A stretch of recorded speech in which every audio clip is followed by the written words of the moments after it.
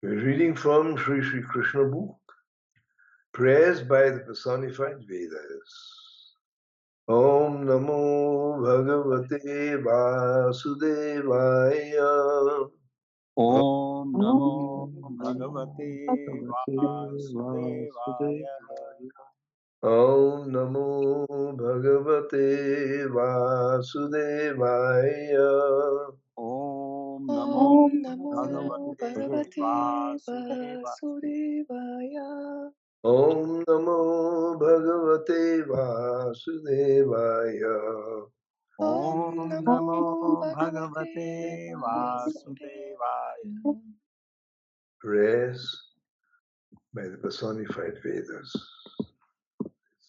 Longest chapter with a lot of philosophical content added to that by Srila Prabhupada's enlightening purpose.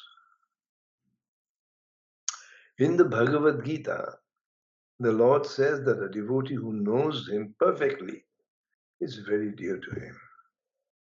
4 kinds of pious men take to devotional service. If a man is pious, then in his distressed condition, he approaches the Lord for mitigation of his distress. If a pious man is in need of material help, he also prays to the Lord for such help. If a pious man is actually inquisitive about the science of God, he also approaches the Supreme Personality of Godhead, Kṛṣṇa. Similarly, a pious man who is simply anxious to know the science of Krishna also approaches the Supreme Lord. Out of these 4 classes of men, the last is praised by Kṛṣṇa himself in the Bhagavad-gītā. A person who tries to understand Krishna with full knowledge and devotion by following in the footsteps of previous ācāryas, conversant with the scientific knowledge of the Supreme Lord, is praiseworthy. Such a devotee can understand that all conditions of life, favorable and unfavorable, are created by the supreme will of the Lord. And when he has fully surrendered unto the lotus feet of the Supreme Lord, he does not care whether his condition of life is favorable or unfavorable. A devotee takes even an unfavorable condition to be a special favor of the personality of Godhead. Actually, there are no unfavorable conditions for a devotee. He sees everything coming by the will of the Lord as favorable, and in any condition of life, he is simply enthusiastic to discharge his devotional service. This devotional attitude is explained in the Bhagavad-gītā. A devotee is never distressed in reverse conditions of life, nor is he overjoyed in favorable conditions. In the higher stages of devotional service, a devotee is not even concerned with the list of do's and do-nots. Such a position can be maintained only by following in the footsteps of the ācāryas. Because a pure devotee follows in the footsteps of the ācāryas, any action he performs to discharge devotional service is to be understood to be on the transcendental platform. Lord Krishna therefore instructs us that an ācārya is above criticism. A neophyte devotee should not consider himself to be on the same plane as the ācārya. It should be accepted that the ācāryas are on the same platform as the Supreme Personality of Godhead. And as such, neither Krishna nor his representative ācārya should be subject to any adverse criticism by the neophyte devotees. Four kinds of pious men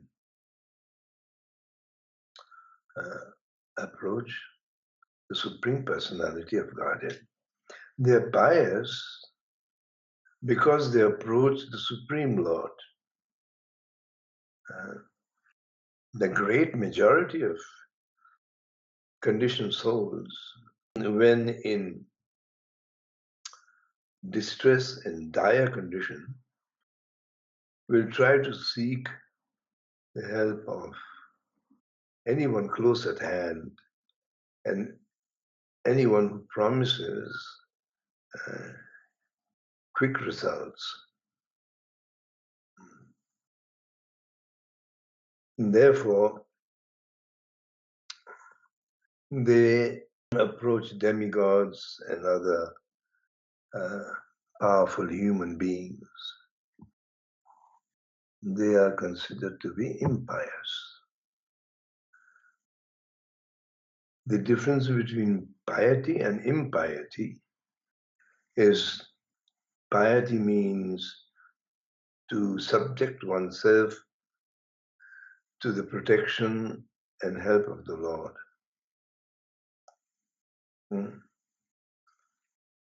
So we understand that devotional service begins with receiving the mercy of the Lord. And when the Supreme Lord within our heart undersees that he is a sincere soul, not seeking simply to solve his immediate mundane problems, the reason which initially motivated him to approach the Lord, but remains loyal to the Lord and wants to deepen his relationship with the Lord, not simply as the Supreme Lord as the deliverer of his ingredients to solve his immediate problem, but rather develops a sense of gratitude. Then the Supreme Lord within the heart, Paramatma, guides that pious soul to approach a bona fide representative, a transcendental personality, a pure devotee who has descended from the spiritual world, and take shelter of him because he embodies the mercy of the Supreme Lord.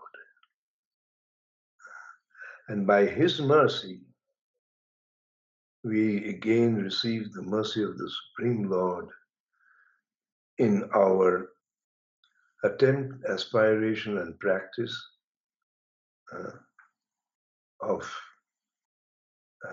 achieving the spiritual abode, and thereby realizing our original identity, Satchit Ananda. This is the process, and which has been also described in the Bhagavad-gītā. So here Prabhupada is saying that the last is praised by Kṛṣṇa himself in the Bhagavad-gītā. Who is the last? The one who is very, very eager to know the Supreme Lord, the science of Krishna. Chaturvidha bhajante mam. Krishna is saying, arti artharti jiggashu jnani cha bharatarshava. Jnani. Jnani is the, why? Because Bhunam Janmanam Ante Jnanavan Mam Prapadyate Vasudevam Sarvamiti So Mahatma Sudurlava. And such a person, such a devotee, such an enlightened jiva has absolutely no consideration in the mundane happenings of this world, favorable or unfavorable. They will go on. This is the nature of the material world. He realizes. Jnanavan, one who has realized Vasudev, knows the material as well as the spiritual world. That is the complete science. Only then he is referred to and addressed as Mahatma. So Mahatma Sudurlava. Not only Durlava, Sudurlava. Because although such a personality is amongst us, we neophytes will not be able to recognize him. And therefore Sudurlava. Only by the mercy of the Supreme Lord will be able to realize and recognize this most pious, enlightened, pure devotee. Not otherwise. Unless Kṛṣṇa himself, by even a fraction of his mercy, blesses us. Athāpite deva padam bhujadvayam prasad leshanugrihita. Prasad lesha. Lesha means a fraction. Janati tattvam bhagavan mahimno. Only then is it possible to understand fully the science of Krishna consciousness, who is a pure devotee. And here, Prabhupada is quoting the Srimad Bhagavatam, that under no circumstances would such a pure devotee, Mahatma, be at any time criticized. Lord Krishna therefore instructs us that an ācārya is above criticism. Ācārya mam bhi janiyat na avamanyet kadhichit. Uddhav, know that the ācārya is my representative. I am the ācārya. Ācārya mam.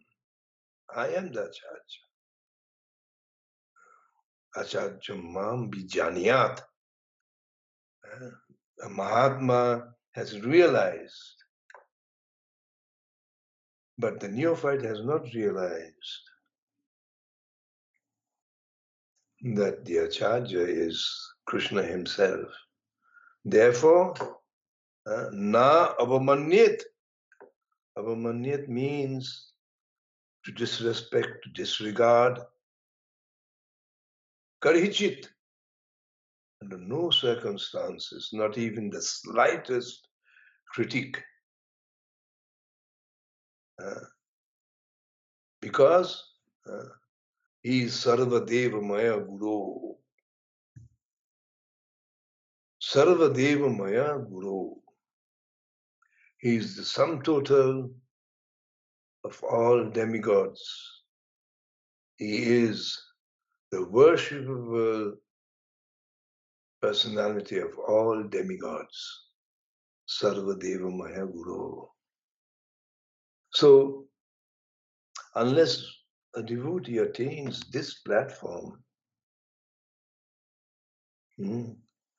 proper devotional service without offense cannot be executed. And therefore, Krishna is saying that to execute pure devotional service, one has to attain the Brahman platform. Only then, offenseless discharge of devotional service is possible. Brahma bhuta prasannatma nasochuti nakankshati sama sarveshu bhuteshu mad bhakti labhate param. And what is this bhakti? Ahaituki apratihata. Srimad Bhagavatam. Ahaituki. Bhakti is ahaituki. Out of no mundane cause or reason does bhakti appear in the heart of a conditioned soul. Ahaituki.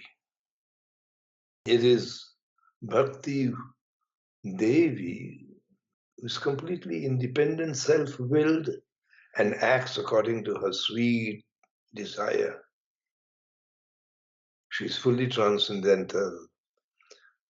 Even though she descends to this material world into the heart of the conditioned soul, she is not touched by anything mundane. Neither duality, nor the three modes of material nature, nor time.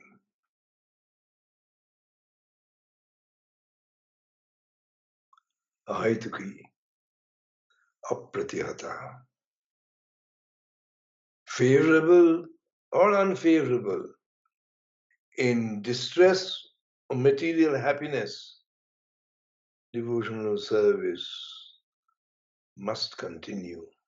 Apratihata, uninterrupted, unobstructed.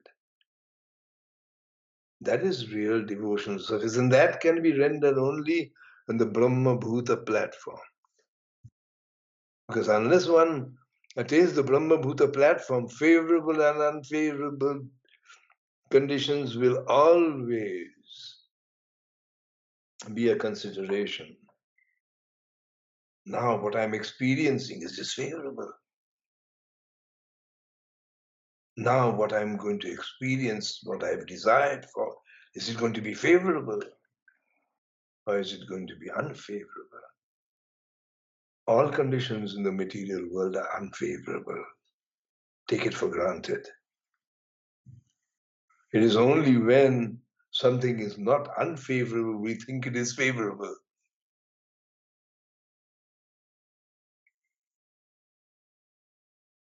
Ahaituki apratihata jejatma suprasidati.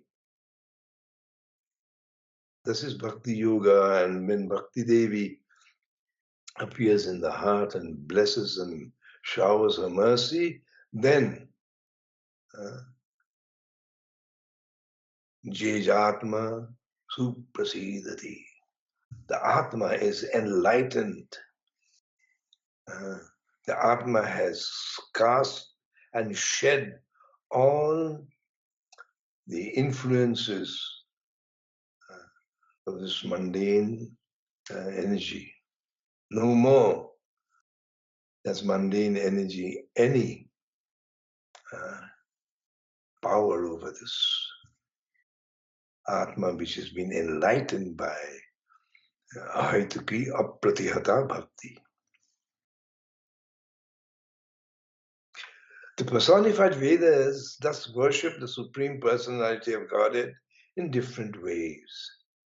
Offering worship to the Supreme Lord by praying means remembering His transcendental qualities, pastimes and activities. But the Lord's pastimes and qualities are unlimited. It is not possible for us to remember all the qualities of the Lord.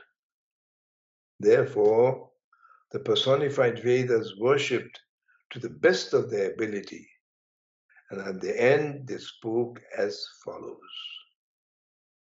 Even the Vedas personified. Vedas reveal to us who the Supreme Personality of Godhead is. Reveal to us what is that enlightened path that reaches that goal of attaining the lotus feet of the Supreme Personality of Godhead. And by the blessings of bhakti, that path can be tread with eyes closed even.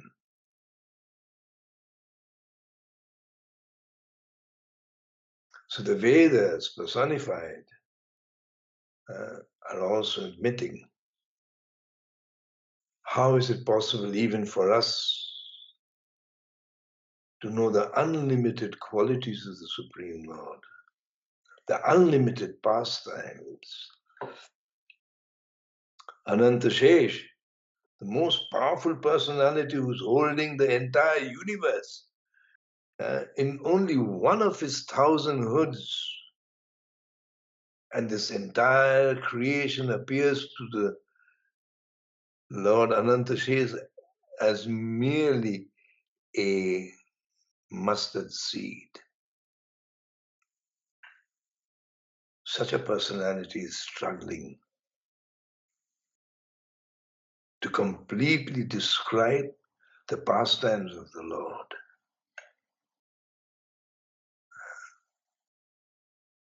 So who are we? Insignificant beings. Therefore, we have to simply pray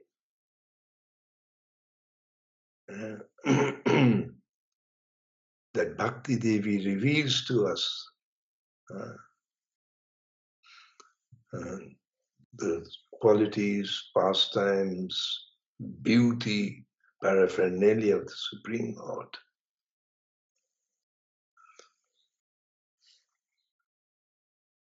Hare Krishna. I thank all of you for your patient hearing and beg forgiveness for all the mistakes I have committed. Hare Krishna and Jai Srila Prabhupada. Hare Krishna, Krishna Krishna, Hare Hare, Hare Rama, Rama Rama, Hare Hare.